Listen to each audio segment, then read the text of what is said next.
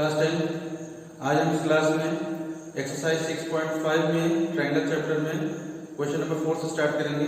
Question number 3 तक last class में solve हो चुका था। तो चलो क्वेश्चन नंबर 4 एक्सरसाइज 6.5 इसमें दिया है कि triangle ABC is an isosceles triangle right angle at C. ABC जो है एक आइसोसेलेस ट्रायंगल है और वो सी पे राइट एंगल है। ठीक, तो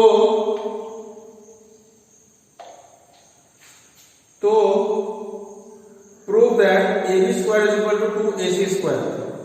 तो इसमें देखो कह रहा है कि एक आइसोसेलेस ट्रायंगल है और सी पे ये राइट एंगल है, 90 डिग्री हमारा सी पे है। तो ए भी सपोज हम कहीं भी रख सकते हैं।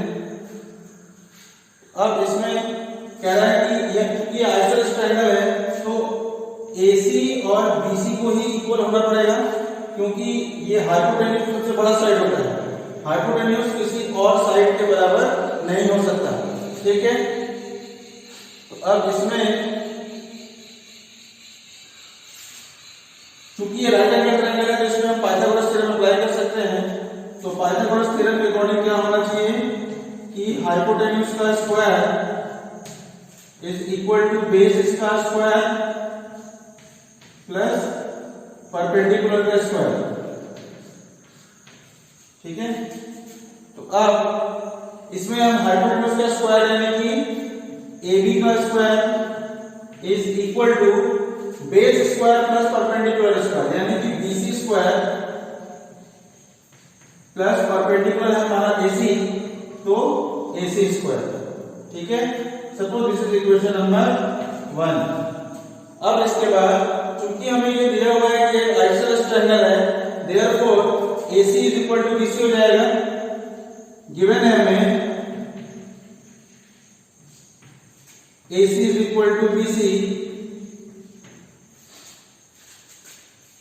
तो अगर हम इस इक्वेशन 1 में BC की जगह AC कर दें तो ये हो जाएगा from equation number 1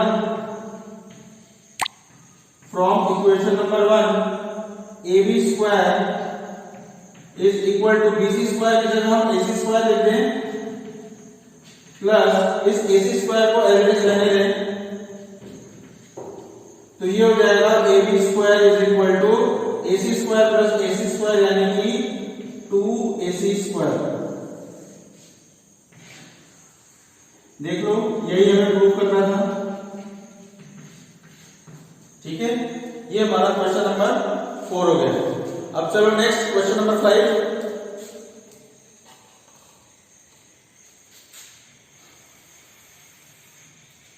question number 5 पढ़ते हैं पहले क्वेश्चन को।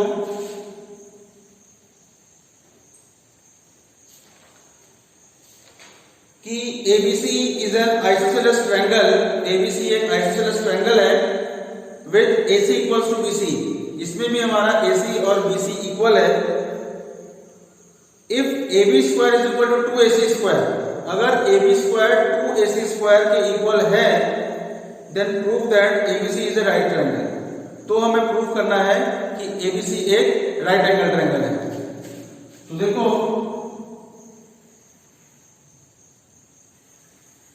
सपोज हमने ये ट्रायंगल बना दिया,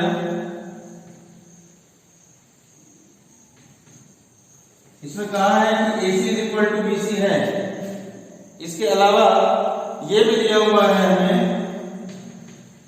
गिवन हम लिख लेते हैं पहले कि AC is equal to BC and और क्या दिया हुआ है AB square is equal to 2AC square. AB square is equal to 2AC square. ठीक है, तो to prove triangle ABC is a right angle triangle, is a right triangle.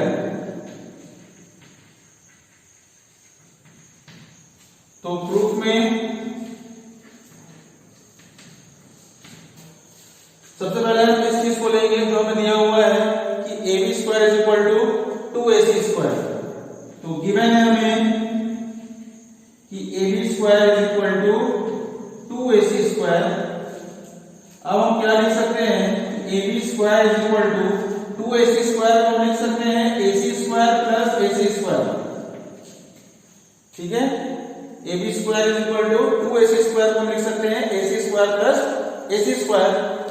अब फिर नेक्स्ट स्टेप में हम लिख सकते हैं एक AC स्क्वायर को हम यहां से BC स्क्वायर भी लिख सकते हैं। तो इसको BC स्क्वायर रहने दें और इसको AC स्क्वायर ही रहने दें। तो जैसे ये इक्वेशन आएगा तो हम देख सकते हैं कि ये हमारा पाइथागोरस थ्योरम है, यानी कि AB स्क्वायर यानी कि हाइपोटेन्यूज का square is equal to BC square base का स्क्वायर प्लस AC स्क्वायर यानी कि परपेंडिकुलर स्क्वायर। तो किसी भी ट्रायंगल में अगर हमारा पाइथागोरस थ्योरम अप्लाई हो रहा है तो इसका मतलब वो ट्रायंगल कैसा ट्रायंगल है, एक राइट एंगल ट्रायंगल है। तो देयरफॉर यहां पे लिख देंगे which is a which satisfies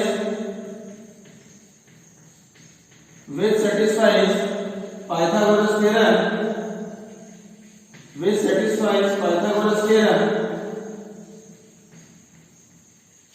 therefore triangle ACB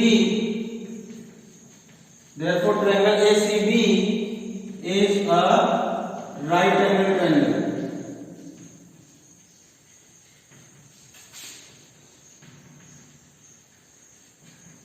इसमें तुम ABC बोलो या ACB बोलो, लेकिन खासियत इसमें ये होगा कि जो ये एंगल C है वो हमारा 90 डिग्री पे होगा। ठीक है, चलो एक बार देख लो।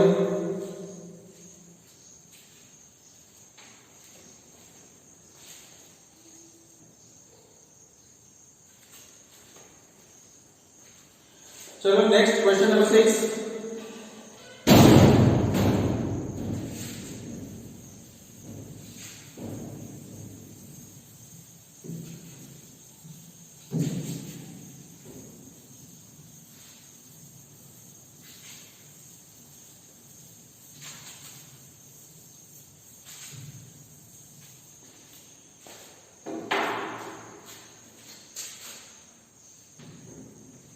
क्वेश्चन नंबर 6,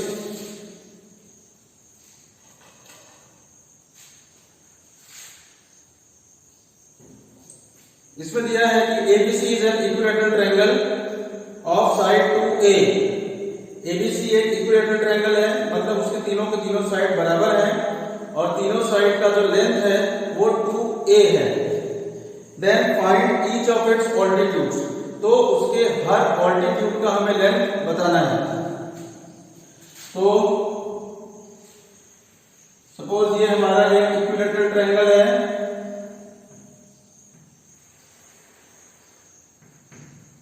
ABC, और इसका हर साइड 2A का है, 2A है इसका हर साइड। अब हमें इसका ऑल्टीट्यूड का लेंथ बताना है। तो देखो इसमें टोटल 3 वर्टेक्स हैं, तो हर वर्टेक्स के करस्पॉन्डिंग एक एक ऑल्टीट्यूड होगा, और चूंकि ये एक इक्विलैटरल ट्रायंगल है तो हर ऑल्टीट्यूड का लेंथ सेम ही होगा। ठीक है, तो अगर हम एक ऑल्टीट्यूड का लेंथ निकाल लें तो वही हमारा बाकी दोनों ऑल्टीट्यूड्स का भी लेंथ होगा। अब इसके अलावा हमें एक बात और भी पता होनी चाहिए कि किसी भी इक्विलैटरल ट्रायंगल का जो ऑल्टीट्यूड होता है वो उसका मीडियन भी होता है। ठीक है, तो जैसे अगर हमने इस A से एक ऑल्टीट्यूड ड्रॉ किया, ऑल्टीट्यूड का मतलब जो कि हमारा परपेंडिकुलर हो, तो इसको अपना नाम दे दिया D। तो ये जो ऑल्टीट्यूड होगा यही हमारा इस BC के लिए मीडियन का भी काम करेगा, मतलब BC को ये डिवाइड करेगा, तो जैसे डिवाइड करेगा तो BD is equal to DC हो जाएगा। इसका मतलब BD जो है BC का हाफ होगा। ठीक है, तो अब अगर BC टोटल 2A के बराबर है तो BD कितना होगा, A हो जाएगा, और ये बाकी वाला जो है ये भी A हो जाएगा, आधा आधा हो जाएगा, हाफ हाफ। अब हम इस में देखें ट्रायंगल एडीबी, ट्रायंगल एडीबी में अगर हम पाइथागोरस थ्योरम अप्लाई करें in triangle ADB according to Pythagoras theorem, according to Pythagoras theorem,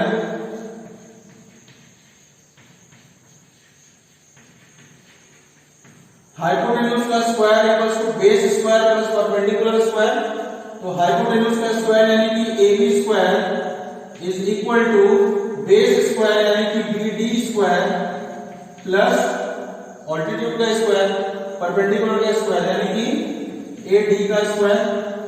हमें तो यही ऑल्टीट्यूड चाहिए यानी कि AD square is equal to AB square minus BD square.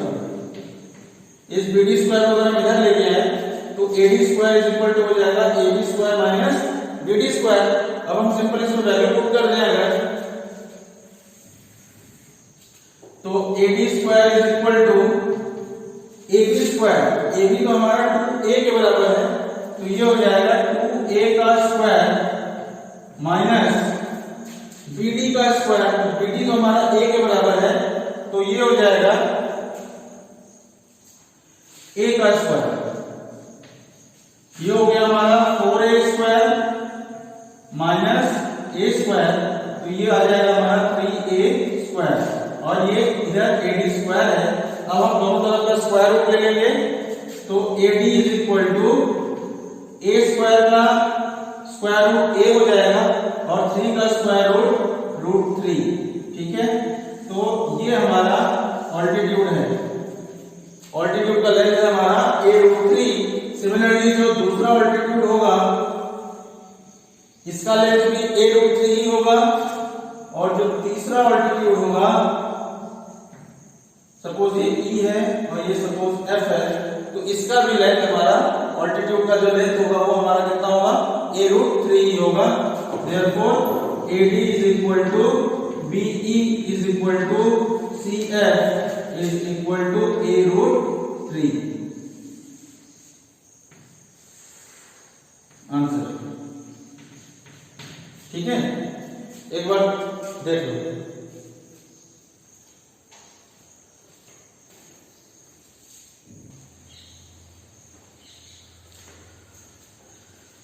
चलो next question number 7।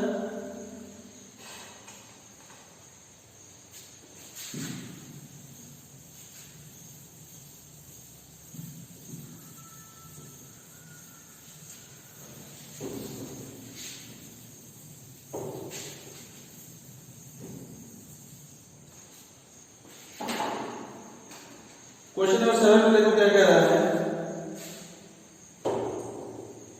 Prove that the sum of the squares of the sides of a rhombus is equal to the sum of the squares of its diagonals.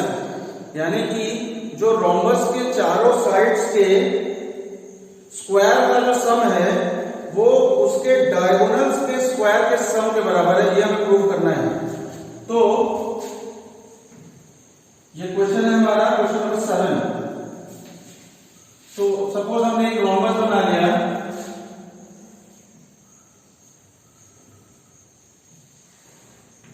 Suppose ABCD एक rhombus है और इसके diagonals हमारे एक है AC, दूसरा है BD और ये सपोज O पे एक दूसरे को इंटरसेक्ट करता है।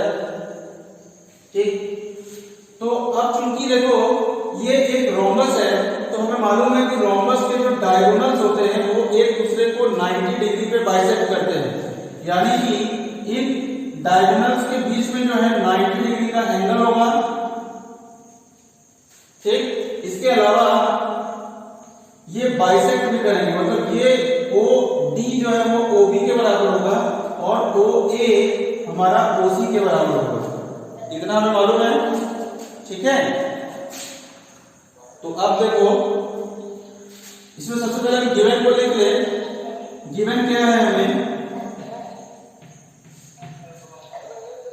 ऑफ करो भाई Umesh Patel.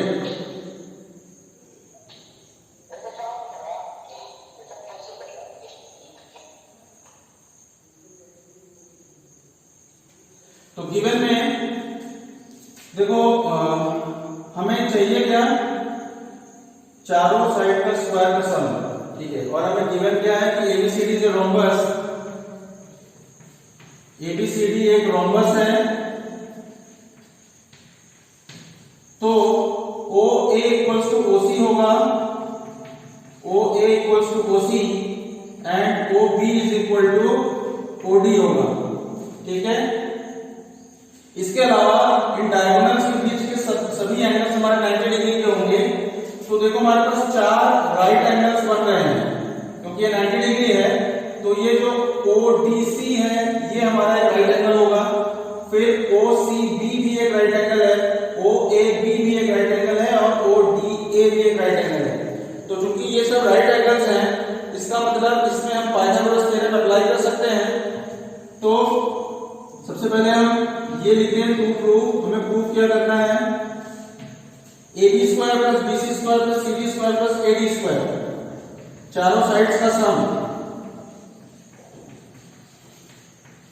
Plus AD square is equal to diagonals के स्क्वायर का सम, यानी कि AC square plus BD square, AC square plus BD square, ये हमें प्रूव करना है। तो अब प्रूफ में हम बारी बारी से एक एक ट्रायंगल को लें, यानी कि अगर हम OAB ट्रायंगल में पाइथागोरस थ्योरम लगाएं, तो ये क्योंकि 90 डिग्री के ऑपोजिट वाला साइड हमेशा हाइपोटेन्यूज होता है, जो 90 डिग्री होता है किसी भी राइट एंगल ट्रायंगल में, उसका जो ऑपोजिट साइड होता है वो हमेशा हाइपोटेन्यूज होता है।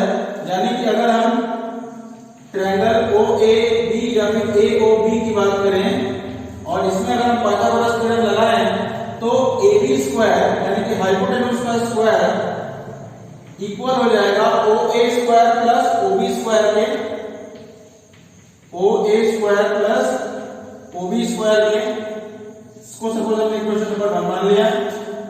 सिमिलरली अब BC स्क्वायर निकालने के लिए हम इस ट्रायंगल को लेंगे, यानी कि OCB ट्रायंगल को या फिर BOC, जो भी कह लो, BOC ट्रायंगल को लेंगे। तो अब BOC ट्रायंगल में देखो जो BC होगा वो हमारा हाइपोटेन्यूज होगा, क्योंकि ये हमारा 90 डिग्री के ऑपोजिट है। तो in triangle BOC BC square is equal to OB square plus OC square, OB square plus OC square. इसको सपोज हमने इक्वेशन नंबर 2 मान लिया। इसी तरह अब हम CD स्क्वायर निकालें अगर, तो CD स्क्वायर के लिए हमें ये ऊपर वाला ट्रायंगल लेना पड़ेगा, यानी कि ट्रायंगल COD। तो हम लिखें कि in triangle COD BC square या फिर CD square is equal to OC square plus OD square, OC square plus OD square. ये हो गया हमारा इक्वेशन नंबर 3। और ये AD स्क्वायर निकालने के लिए हम इस ट्रायंगल को लेंगे, ट्रायंगल AOD को। तो हम लिखें in triangle AOD Pythagoras theorem अगर हम अप्लाई करें, तो AD square is equal to OA square plus OD square, AD square is equal to OA square plus OD square, equation number 4। अब हम क्या करें, इन सभी इक्वेशंस को हम ऐड कर दें। तो एडिंग इक्वेशन 1, 2, 3 एंड 4, 1, 2, 3 और 4 को जब हम ऐड करेंगे तो लेफ्ट हैंड साइड में ऐड हो जाएगा, राइट हैंड साइड में ऐड हो जाएगा। तो ये हो जाएगा देखो AB square plus BC square plus CD square plus AD square is equal to, अब राइट हैंड साइड को हम प्लस करें, तो जब हम प्लस करेंगे तो हम देखें कि OA स्क्वायर इक्वेशन 1 में भी है और इक्वेशन 4 में भी है, 2 बार है। इसका मतलब ये हो जाएगा 2 टाइम्स OA स्क्वायर। सिमिलरली जो ये हमारा OB है, OB स्क्वायर, ये भी हमारा 2 बार है, इक्वेशन 1 में और इक्वेशन 2 में। तो ये हो जाएगा 2 टाइम्स OB स्क्वायर। फिर OC स्क्वायर भी हमारा 2 बार है, इक्वेशन 2 में है और इक्वेशन 3 में है। तो ये होगा 2 टाइम्स OC स्क्वायर और लास्ट में दो बार होगा, इक्वेशन 3 और इक्वेशन नंबर 4 में, तो ये हो जाएगा 2 टाइम्स OD स्क्वायर। ठीक है, अब हम क्या करेंगे, इन सब में से 2 को कॉमन ले लेते हैं, तो ये हो जाएगा हमारा OA square plus OB square plus OC square plus OD square. ठीक, अब हम क्या करें कि हमें पता है कि OA OC के बराबर है, इसका मतलब OC की जगह पे हम OA रख सकते हैं और OD की जगह पे हम OB रख सकते हैं। तो ये जो OC स्क्वायर है ये हमारा OA स्क्वायर हो जाएगा और OA स्क्वायर और ये OA स्क्वायर मिला हो जाएगा 2 टाइम्स OA स्क्वायर। सिमिलरली इस OD स्क्वायर को हम रिप्लेस कर देंगे OB स्क्वायर से और एक OB स्क्वायर पहले से है, दोनों मिलकर हो जाएंगे 2 OB square, 2 times OB square. अब फिर से जब हम इसमें से 2 को कॉमन ले लेंगे तो पहले से बाहर 2 है, तो ये हो जाएगा 4 times OA square plus OB square. अब अगर हम ध्यान दें कि हमें मालूम है कि OA जो है वो इस डायगोनल AC का हाफ है, आधा है, ठीक है ना, तो इस OA को हम लिख सकते हैं 1/2 AC और OB को लिख सकते हैं हम 1/2 BD। तो ये हो जाएगा 4 टाइम्स 1/2 AC का स्क्वायर प्लस इसको लिख सकते हैं 1/2 BD का स्क्वायर। ठीक है, तो ये हो जाएगा फिर हमारा 1/4 AC square plus 1/4 BD square. ठीक है, अब इसमें हम यहां पे लिख देते हैं इज इक्वल टू, इसमें से 1/4 को अगर हम कॉमन ले लें तो 4 तो पहले से है, 1/4 को हमने कॉमन ले लिया तो हमारे पास बचा क्या, AC square plus BD square. ठीक है, फिर 4 से ये 4 कैंसिल हो जाएगा तो हमारे पास क्या बचेगा, AC square plus BD square. ठीक है, यही हमें प्रूफ करना था। देखो लेफ्ट हैंड साइड में तो हमारा यही है AB square plus BC square plus CD square plus AD square, और ये सॉल्व करते करते राइट हैंड साइड में हमारा क्या आ गया, AC square plus BD square, जो कि हमारा डायगोनल्स के स्क्वायर का सम है। ठीक है, यहां पे हमने लिख दिया प्रूफ। ठीक है, चलो तो आज यही क्लास खत्म करेंगे, क्वेश्चन नंबर 7 तक। अब नेक्स्ट क्लास में हम क्वेश्चन नंबर 8 से स्टार्ट करेंगे। ऑफ कर दो।